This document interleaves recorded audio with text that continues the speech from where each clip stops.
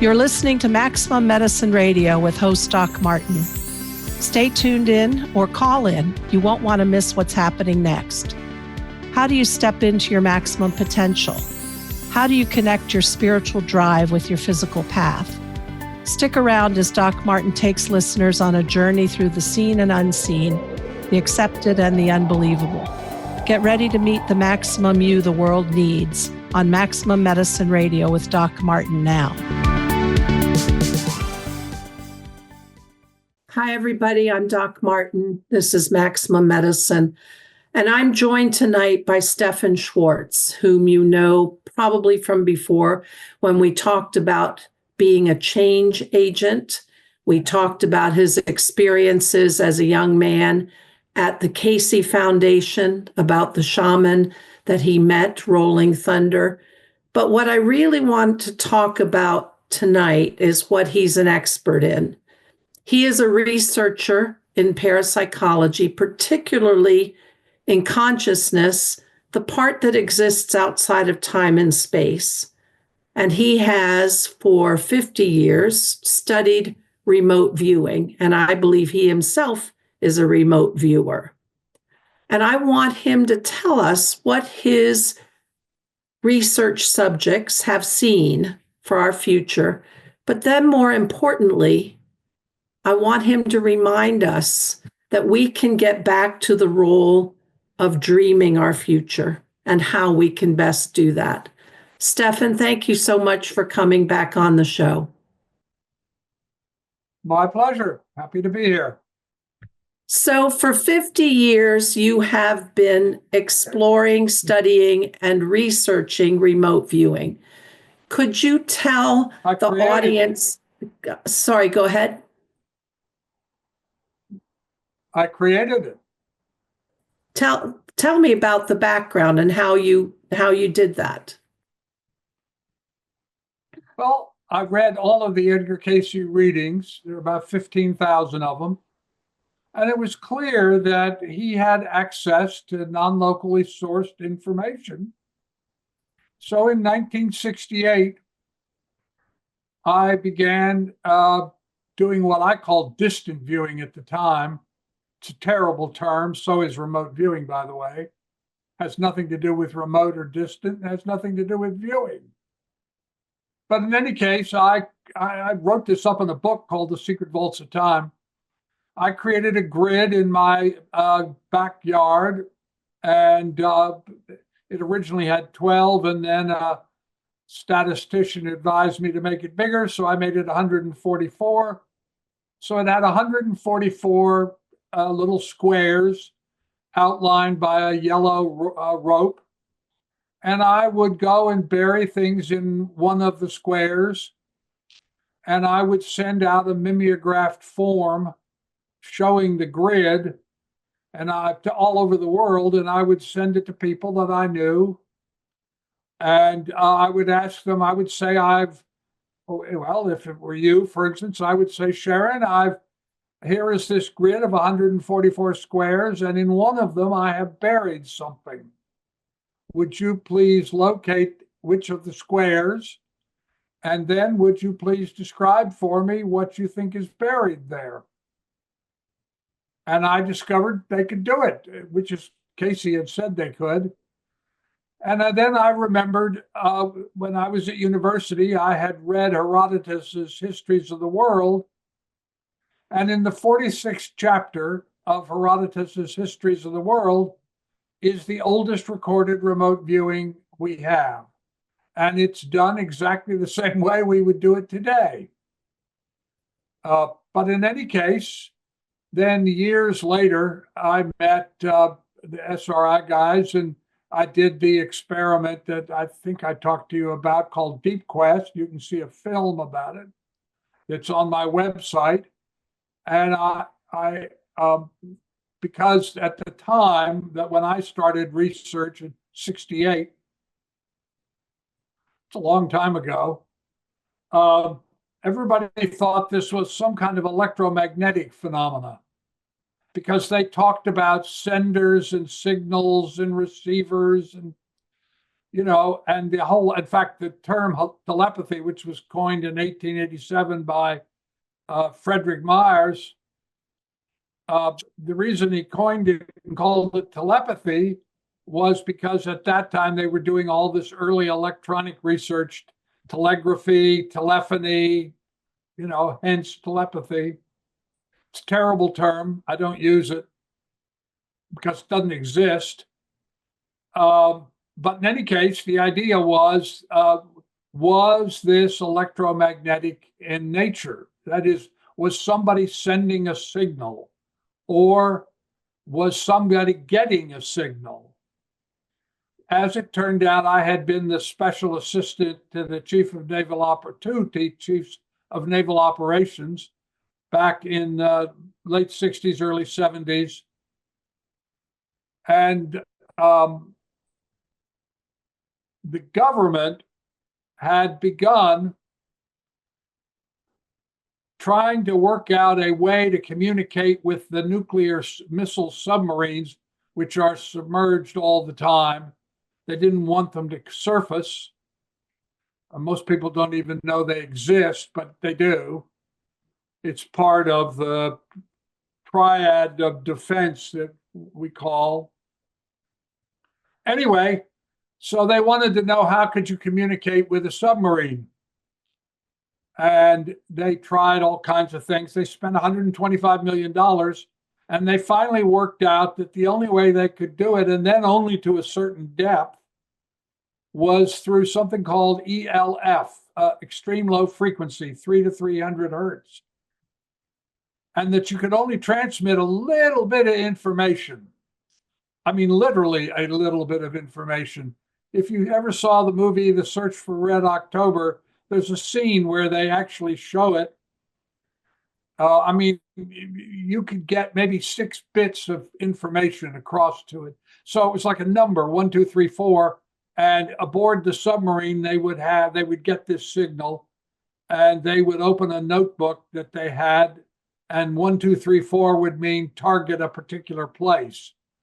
So there were 2 issues. One was you could only do it to a certain depth, and you could only get a little bit of information out. So I immediately thought about and talked to people about doing an experiment to do this, what I call distant viewing.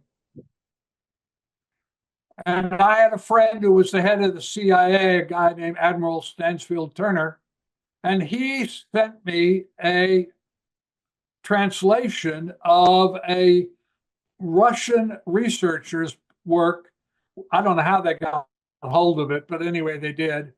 A man named Vasiliev, and he had asked the same question I was asking. Is it really electromagnetic? Because there was lots of papers in the consciousness literature at that time arguing that it was electromagnetic and that there was a signal on a sender and a receiver. And you go back and look at all those old papers, you'll see it. Anyway, Vasiliev had asked the same question, or been asked the same question, by the Politburo, the group that ran the Soviet Union. So he tried experiments in which he put people down into caves or into mines. He put them into Faraday cages, which block electromagnetic transmission while they were in the caves or the mine shafts. And he found it didn't make any difference. He got everything eliminated but ELF. And he said the only way you could eliminate ELF is you would have to be deeply submerged in the ocean, because that's the only thing that would shield it. And of course, as I said, the US Navy had been doing this project, the ELF project. And when I got this book that Turner gave me, or the manuscript, I went to a man named Hyman Rickover, who was then the admiral that created the nuclear navy. And I asked him if he'd let me do this experiment and put somebody in a submarine and see if they could describe because I remembered Herodotus's outbound viewer experiment, I asked whether they could, I could do this. And I happened to go up with John Warner, who was Secretary of the Navy at that point, to Groton, Connecticut, to see a submarine get launched. Anyway, I explained to him what I wanted to do, and he said, "Well, let me think about it." And he called me, I don't know, a week, 10 days later, and said, "I'm sorry, I'm not going to do that experiment." I said, "Why not?" And he said, "Because inevitably somebody will talk about it. It'll get into the media, and it'll start a whole conversation about these nuclear submarines with the ballistic missiles, and we don't want that." So Vasiliev had tried to go. He went to Admiral Gorshkov, who was the creator of what was then the Soviet Blue Water Navy, Deep Ocean Navy, Worldwide Ocean Navy, and he asked if he could do it. This was way before me, and Gorshkov, for whatever reason, wouldn't do it either. So anyway, as I said, I talked to Rickover, and he said he wouldn't do it. So I thought, well, it'll never happen. And because you need a submarine, it's not something you can easily acquire. Anyway, I was offered a fellowship at the Philosophical Research Society after I'd left government. And I went out and I stayed with a friend of mine who'd been the deputy director of Navy Labs, a man named Donald Keach. And he said, "You remember that crazy submarine experiment you wanted to do?" And I said, "Oh, yeah, of course." But Rickover wouldn't do it. And he said, "Well, we've got a submarine that is a little research submarine that's coming down." They had Keach and his friend Don Walsh, who'd made the deepest dive in history, had taken over the Institute of Marine and Coastal Studies at the University of Southern California.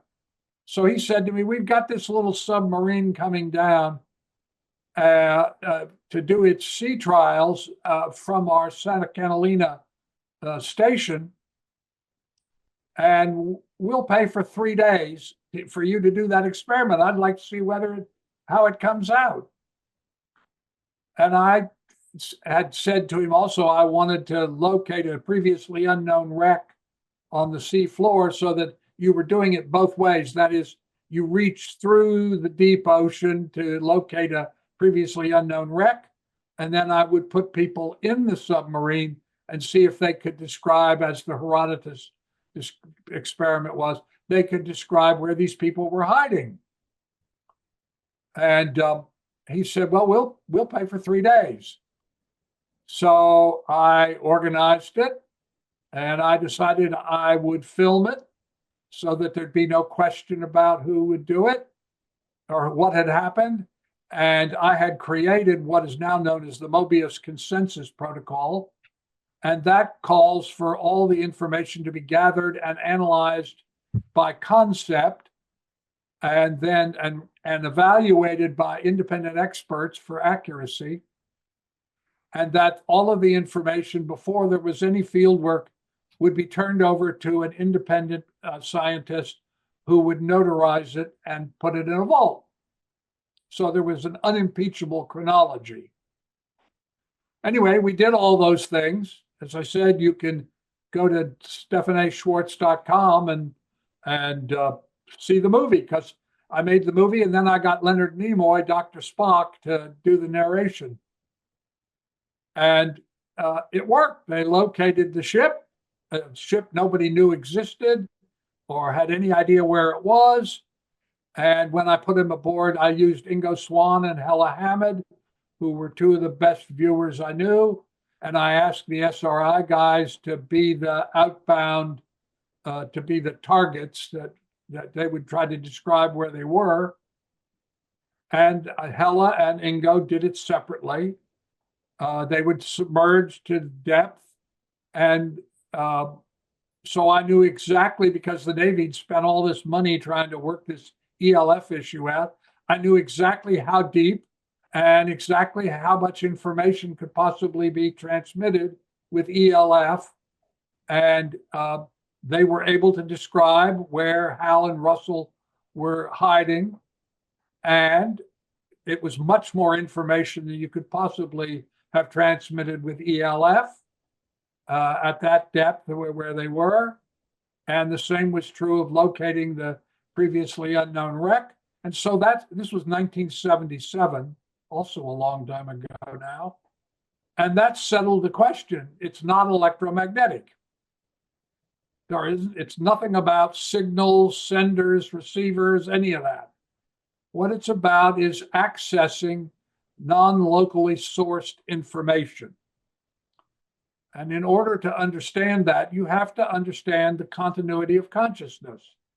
That is, that there is an aspect of you which existed before you incarnated, and that will continue to exist after you physically die. And episodically, what I call your eternal self, what religions call the soul, episodically it'll manifest another personality and incarnate it, choosing the race, the gender, the geographic location, the socioeconomic background, all of that. Because this is the realm of the will, and we make choices, and the space-time shows us the results of making choices. But the key to the thing is that consciousness is causal and fundamental. That space-time arises from consciousness, not consciousness from space-time, as Max Planck and Albert Einstein told us back in the 30s. So, in any case, that's what I've been doing ever since, is studying this non-local aspect of consciousness and how it works individually, and also how it works to create social transformation, how it creates culture, because culture is the manifestation of collective consciousness. There's a reason why the Japanese cook eggplants differently than the Italians, because they're different cultures, and people make different individual choices. So once you get that, consciousness is causal and fundamental. All consciousness is interconnected and interdependent. Space-time is a manifestation of consciousness, not consciousness a manifestation of space-time. Once you get that, then you understand why all of these things that people have been reporting for thousands of years happen and why they work. So let's move forward now to your current research. I'd like you, if you could summarize for us, what have and again, we recognize the word remote viewers may not be a good word, but what have your remote viewers seen coming down the pike? Well, it's interesting that we're having this conversation today. I today literally put up on my website 2 papers that go into greater detail than we can do in this interview. So anybody who wants to get them, you just go to my website, stephanschwartz.com, and you'll see where to click, and you can get both of these papers. One of them is about what I call humanity's premonition, which is shaping our culture very largely. And the other is about details about this remote viewing project I've been doing now for, 43 years, getting people to remote view the future. But the big news, the 2 things that I think we can cover in the time we have is there is a humanity-wide precognition. People don't know it consciously, but they feel it. It causes fear and anxiety and a sense that things aren't working right. And it's resulting in the decay of democracies, including our own democracy. We're in the middle of a coup. And the reason that this is happening, and it's not just here, look at Japan, look at Korea, Look at what happened in Germany, look at France. The far right authoritarianism is arising all over the world. And the reason that it's doing that, and the reason that the remote viewers described, I didn't even understand it, to be honest, when they first started describing it, was that people have this premonition, this precognition of something that is coming. And when we are high order primates, I hate to tell you that, but it's true. We're high order primates. That's the genetic form of us, humanity. And when we get frightened and scared, we tend to turn toward authoritarian leaders, strong men who say, I can fix it. I'm going to fix it. I can do it the day I start, and I'm going to make it all right for you. And I mean, you think about what we just went through in the last election. What was it all about? We have one candidate who's saying, I can fix it. I'm the only man that can do it. I'm going to do it right away. Why was that so successful? It's because people have fear and anxiety, not because of something they can particularly identify. They try. It's race or it's gender. It's transsexuals. It's Black people. It's immigrants. It's whatever. But what's really underneath all of this is this premonition of what's coming. And the big thing that's coming, I believe, and there have now been 3 other scientific confirmations of it to the same year even, which really I found quite extraordinary, is that between 2040 and 2045, a confluence of things are going to occur. Climate change is one of them, sea rise is one of them, extreme weather events is one of them, lack of water is one of them, huge numbers of people becoming migrants is one of them. That is, I'm not just talking about people coming into the United States, I'm talking about huge migrations within the United States because too much water forces people to leave coastal areas, or not enough water causes people to leave the Southwest, or huge dramatic tornadoes and other climate events cause people to leave central states. But this confluence of events, which occurs over this 5-year period, is going to fundamentally change our culture completely. We're going to become a very, very different culture. And the good news is that by 2060, we will have completed it, and we will have become a culture that mostly focuses on fostering well-being.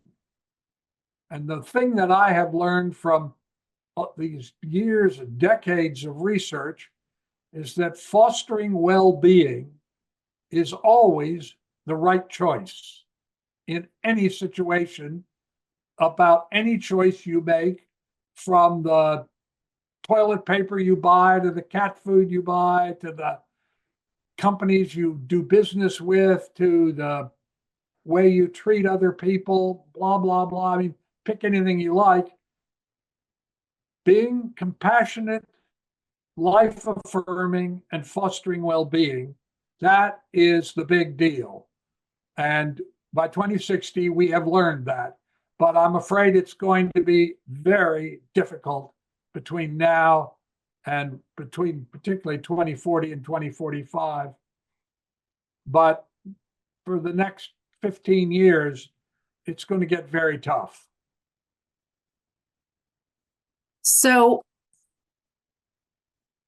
when we look, though, at 2060, things have settled down. So in the meantime, let me back up. What you're basically saying, and I'll use other words for it, is we've got collective thought forms that are manipulating, and I think that's why certain groups are intentionally manipulating the things we see in order to to manipulate how we think and how we feel. But we're keeping that fear alive. We are searching for security, and it appears to be offered to us in somebody who expresses strength, that they won't back down. They are, they're not going to put up with any bully. They're the only one who can stand up to anybody. And that makes people feel safe. Yes, it's going to be a disaster, but that makes them feel safe at the time that they voted. Yes. Yeah, that's exactly right, Sharon. And what's unfortunate, though, what's unfortunate, though, is it's hard unless you are really, really self-reflective and self-critical to not see when you're being manipulated. Yes. And we have social media has become a source of misinformation. And that's where most people, particularly low information individuals, that's where they get their information, is they get it out of social media and propaganda media. And it's just, which is deliberately designed to foster your fears, your anxieties, just exactly what you said, because when 10%, we know this from research. By the way, I want to stress this again. I've told you this before. Everything I'm telling you is objectively verifiable by experimental evidence. I am not a philosopher. I am not a speculator. I am not metaphysically philosophizing or any of that. This is all based on research. We know that when 10% of any population, whether it's a school or a church or a neighborhood or a community or a nation, when 10% change in consciousness about something, then the whole culture has to change to accommodate for that. And that's exactly what we're going through in the United States right now. We have it's actually a minority percentage of people, particularly low information people, who, you've got to remember, 54% of Americans can't read past the 6th grade level. 43% can't read past the 5th grade level. 40% of the kids in schools are almost functionally illiterate because they don't read, they don't read books. They look at their smartphones and they read social media, which uses little words. So the fact is that 53%, I mean, it's not my number. Mm-hmm. It comes out of all kinds of research, really can't read and understand something like, I don't know, the New York Times. The words are too big, the concepts are too complicated. And so those people are easily manipulated. And they have become, that's why we're seeing the increase in racism in the United States. Good Lord. Back in the late 50s and early 60s, I was involved with civil rights. I heard Martin Luther King give his I Have a Dream speech at the Lincoln Memorial. And when he got Johnson to sign the Civil Rights Act and the Voting Rights Act, I thought, well, okay, now we're going to finally get through this racial business. But it's back again. Mm-hmm. We're frightened of immigrants. Do you know that 74% of the Fortune 500 companies were founded by immigrants or the children of immigrants? Elon Musk is an immigrant. He comes from South Africa. Mm-hmm. He had racial issues when he was about apartheid when he was there. I mean, not just pulling his name out, but the point I'm trying to make, and that I know that you care about on your program, is that when you have collective consciousness of fear and anxiety, humans turn to authoritarianism. You can see that in the decline of democracy. So what do you do? That's really, I think, the question we ought to be asking. And the answer is that you make the commitment every day, everything I do, every choice I make will be compassionate, life affirming, and fostering of well-being. Now that sounds not very complicated, but it's true. It's how Gandhi got independence for India without a war. Think about that. India was the crown colony of the British Empire, and Gandhi, a barrister, a lawyer from South Africa, a nobody who organized because he understood this, and he organized the Indian population nonviolently to choose to be compassionate, life-affirming, and fostering of well-being. And the British said, okay, you can have independence. Now, that's a kind of headline historical thing, but it's true. Martin Luther King did the same thing in South Africa to get rid of apartheid. That's how Martin Luther King got the civil rights movement going. He read Gandhi's description of what he had done, and he said, oh, okay, I can do that. And he did. He was a Baptist preacher from Georgia. Well, you know, I mean, there's one step, though, that I personally had to take. And I was literally, when I reflected on it, I made myself stop. I was literally becoming toxic being on social media. mhm. And so even I agree. before I could pick, well, I guess the choice I made was well-being to myself, because I was going from despair to anger to outrage. And all I could do is feel all of the things that I consider evil in how humans were acting. And I could feel that, and I could find myself spiraling down the rabbit hole. And I was not happy at work. I was cranky, and all of a sudden I said, and my girlfriend said to me, she said, "You're not the same as you were a couple weeks ago." And I stopped and I had to reflect. I'm down the rabbit hole. I had to get off of watching that stuff, because all I did was see, everybody wants to show you that sound bite that evokes the most outrage and the most this and the most that.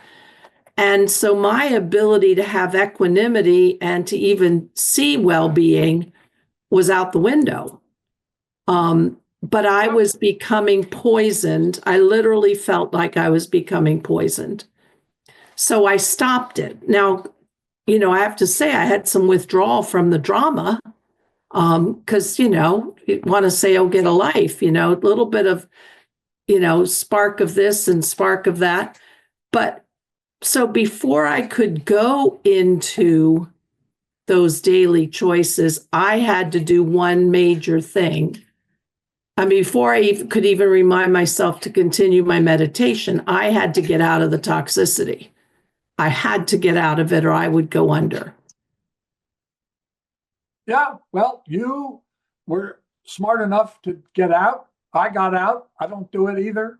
My wife doesn't do it, because social media is a sewer of misinformation that is being manipulated in order to produce fear and anxiety. That's what all these X and all these things, that's what they're doing. And for you, I had exactly the same reaction you did. I started out, I was on what thing or another, and sending little messages back and forth.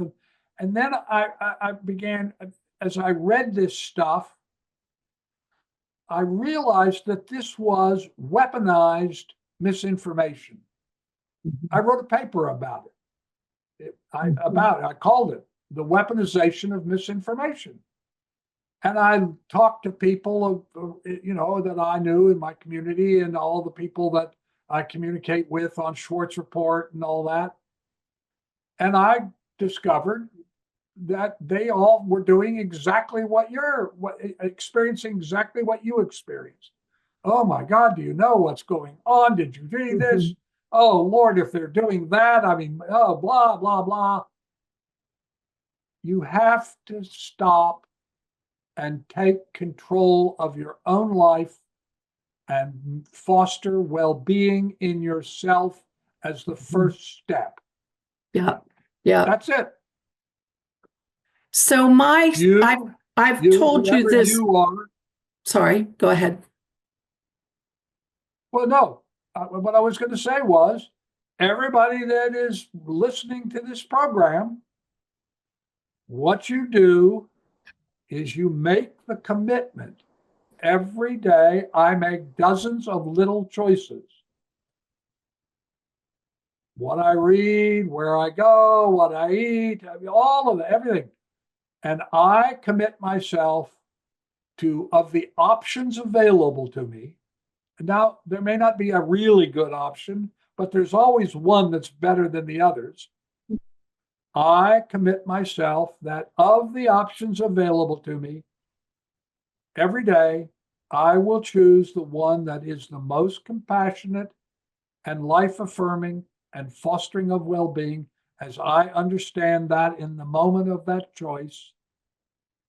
I will tell 10 people that I am doing this as a discipline. And I will invite them to do it and to tell 10 of their friends. Now, what I'm going to tell you may sound preposterous, but it is true. If the people, I don't know what your coverage is, but if the people that are listening to this program right now will make that commitment and tell 10 of their friends that they're doing it and invite them to join them and tell 10 of their friends, by this time next year, American society can be completely transformed. So you're getting to the good stuff now, and I'll just, as background, and you may know this already. In my spiritual community, we do meditation, we do intentioned projects where we join together and we talk about what we lost when the indigenous, or no, the Aboriginals, the Southwest Native Americans, who did what we call dreaming the future, that they collectively intended, and hence humanity evolved. So we're in a little bit more modern and a different context, but tell us more about how we can elicit a tipping point, how we can get collective momentum, how we can be the modern day dreamers. Oh, yeah, I'll tell you. I'll not only tell you, but I'll give you a tool. First of all, the most important gift you can give yourself is to develop the practice of meditation. And the reason that the practice of meditation has been a part of every religion as far back as we have any calculation is because meditation allows you to develop the discipline of intentioned, focused awareness. Right? That's the first thing. So you develop the daily practice, 20 minutes of meditation. To give you the exact details of this, I created you can download it. It's a little app called Meditation for Modern Minds, because most forms of meditation that people are taught are religious, and they are used religious formatting and terms, and the reason that meditation is in religion is because the religions discovered with empirical observation that when people did that they transformed themselves. So first of all, there are any number of ways to do meditation, but go to my website, download. It's meditation for modern minds.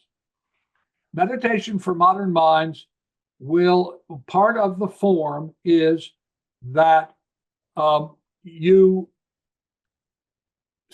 pick, to end your meditations, you pick a physical word, an emotional word, a mental word, and a spiritual word that represents both what you are now and what you aspire to be.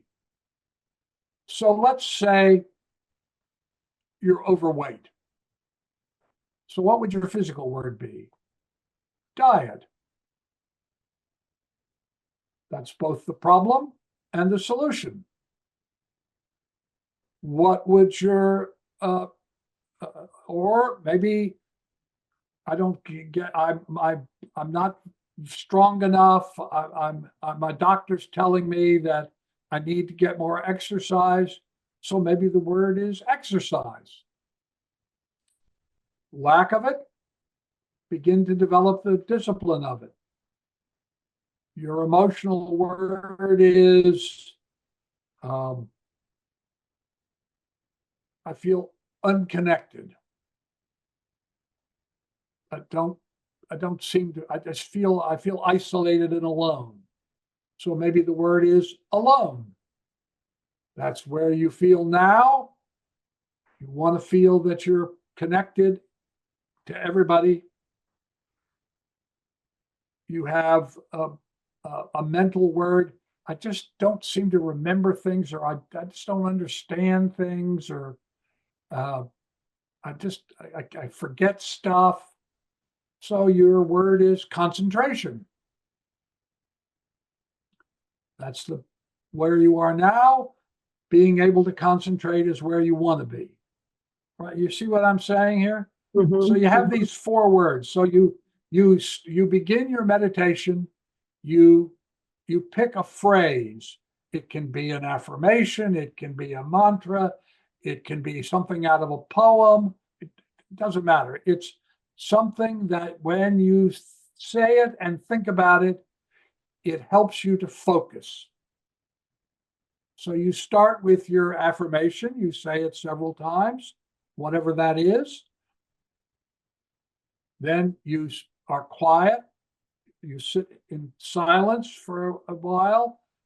Periodically, your mind begins to think about stuff. Oh, I didn't get the groceries I needed. And when that happens, you say your affirmation again, a couple of times, 3 times.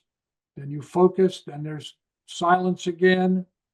Then after a little while, you begin to think of something else, and you say your affirmation several times. And again, there is focus, silence. What happens over time is you have to do that less and less.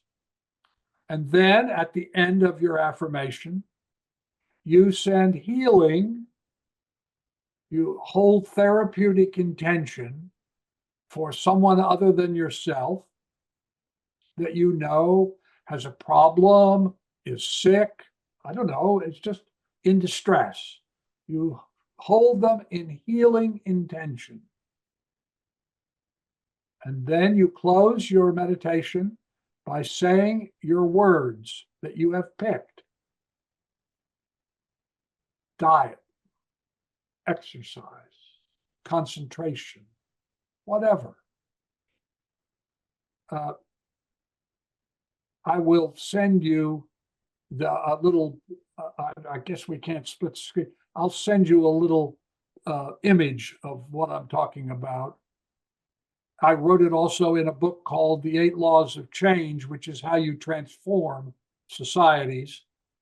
But in any case, you do this in meditation. You do it every day. You do it 20 minutes. My wife and I do it every evening before she goes to bed and I go back to work.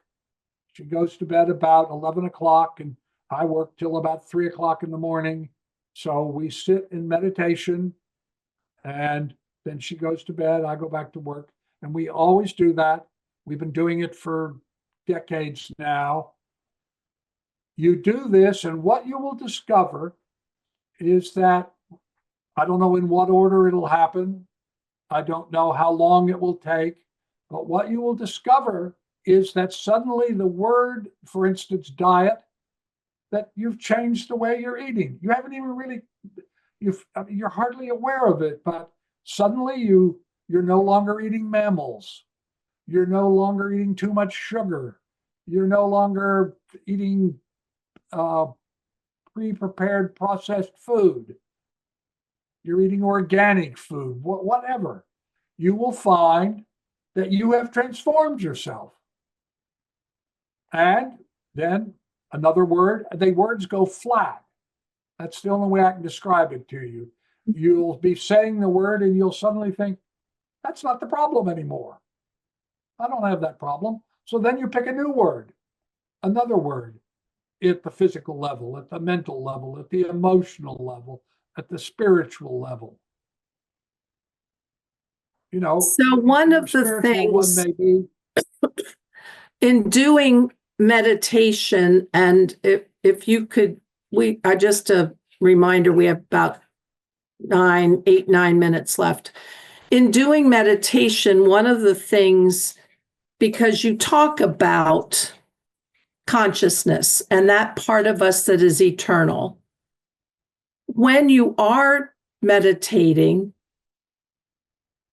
you're accessing that eternal, that is shared, that interdependent space. yes. And Yes. that, The whole point of meditation is to open up to the non-local aspect of your consciousness. That's why every religion in the world has a form of meditation, because they learned by empirical observation over long periods of time that when people do this, they contact their eternal self. That's the point. That's what meditation's all about. Doesn't matter the form you do it in. I give you a form that is not religious and that is specifically designed for modern minds, because, you know, when these ancient forms of meditation were started, people didn't move very much. They didn't have a lot of stimulation. There were no electronics. There was no social media, you know, and so those forms were built for their culture. Modern meditation for modern minds, which, as I say, you get off my website, is designed scientifically, without religion, to do exactly what you are describing. It allows you to attain and sustain intention-focused awareness and contact this eternal aspect of yourself. This is also where creativity comes from, by the way. So all kinds of interesting things happen if you start doing this kind of meditation. You will transform yourself. And over a period of time, I mean, I can tell you that I am an example of that. I don't eat mammals because that's what came out of meditation. I eat all organic food. I don't drink alcohol anymore. When I was a young boy, you know, I was always ready for a scotch and water or whatever. I don't drink alcohol. I don't smoke marijuana anymore. I exercise for an hour every day. I'm 83 years old.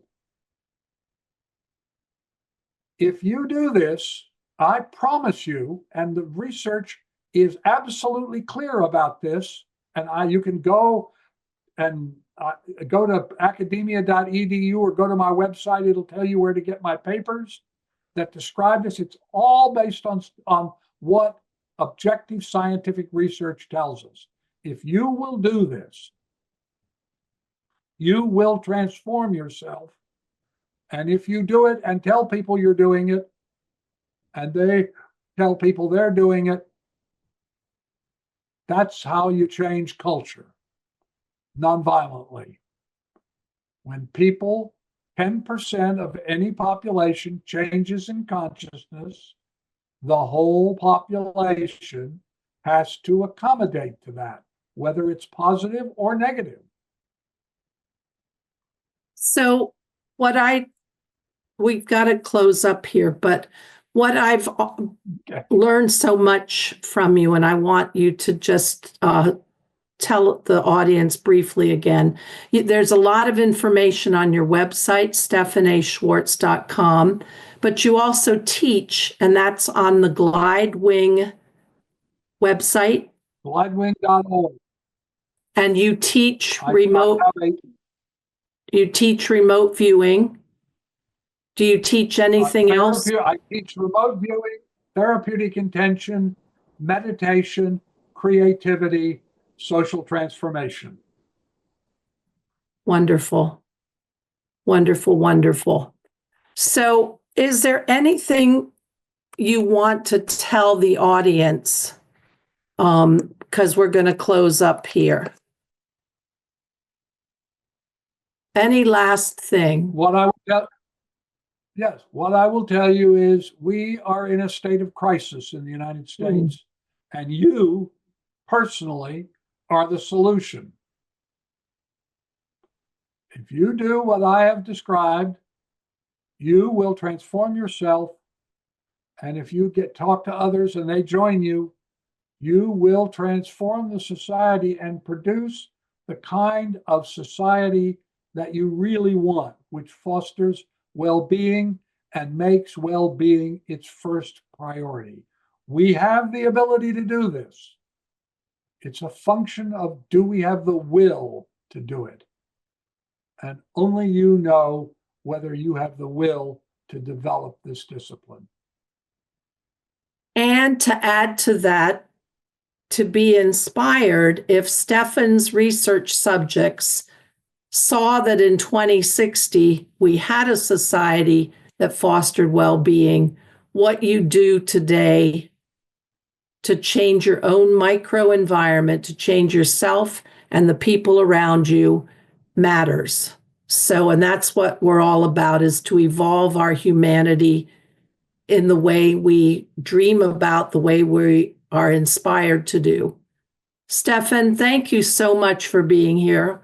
Thank you for teaching me so much. And I just really, I admire everything you've done, and I'm so grateful you had time to be with us tonight. It's my pleasure, Sharon. I appreciate what you are doing, that you do this regularly, and that you do it very specifically to foster well-being. I have great respect for that. So it's a pleasure to be on your program. Thank you. Thank you. We're going to close up now, everybody. Stephan Schwartz, please check out his website. Think about the things he's encouraged you to do, because you do have the power. Let's change the world. Good night. You've been listening to Maximum Medicine Radio with Doc Martin. Tune in next time while the doc talks health, spirituality, and the impact your beliefs have on every part of who you are, body and soul. Doc Martin unpacks the challenges we face as human beings and teaches callers to open the door between the scientific and the mystical.